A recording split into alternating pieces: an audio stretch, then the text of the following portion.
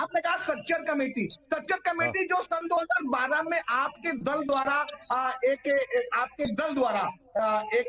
सर्वे कराया गया, उस सर्वे की रिपोर्ट प्रस्तुत हुई, जिस सर्वे ने इस देश के मुसलमानों को आईना दिखाया और उस आईने में हमारे चेहरे कितने बदनुमा थे ये दर्शाया। क्या दर्शाया? आजादी की बात तो लगातार सन 2014 तक सत्ता में कौन रहा है, और जब आपने मुसलमानों की आर्थिक स्थिति, जब आपने मुसलमानों की सामाजिक स्थिति, जब आपने मुसलमानों की शैक्षिक स्थिति को दलितों से बदतर दिखाया अपनी रिपोर्ट में, तो उस रिपोर्ट का जिम्मेदार कौन था? वो आईना के कांग्रेस पार्टी की सरकार की नहीं था। क्या कांग्रेस पार्टी को अपना मुंह में देखे कि तुमने थोक के भाव में मुसलमानों से वोट जो हासिल किए, उसके बदले में इस मुल्क के मुसलमानों की सीट तुमने क्या करी? तो कौन जिम्मेदार है? आप आज कह रहे हैं कि सत्ता कमेटी की रिपोर्ट, यानी कि आपने जो बीमारी इन्वेस्टिगेट कर ली, उस शरीर को बीमार तो आप ही ने किया महाराज जी।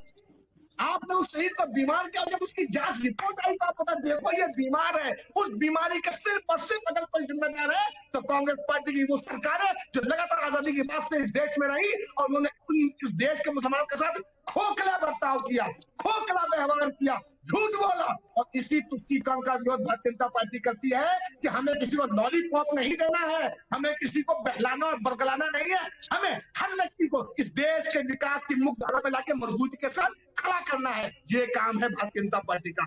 आप हम सबका साथ सबका विकास के नारे की बात तो करते हैं लेकिन विकास नहीं करते। भाई साहब, आज के डेट में उत्तर प्रदेश में समस्त सरकारी योजनाओं की मैं बात कर रहा हूं। मैं उत्तर प्रदेश का महामंत्री रहा हूं और आज राष्ट्रीय टीम का पदाधिकारी हूं। इस उत्तर प्रदेश में तमाम सरकारी योजनाओं में, चाहे आयुष्मान योजना हो, चाहे राशन कार्ड हो, चाहे प्रधानमंत्री आवास योजना हो, समस्त योजनाओं में प्रत्येक शहर में मुस्लिमों की जितनी आबादी है उससे अधिक अनुपात में उनको अधिकार मिला है।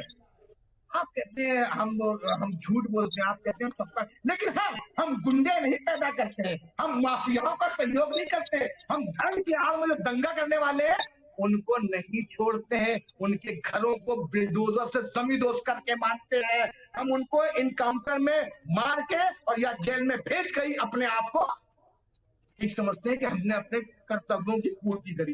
अंतिम बात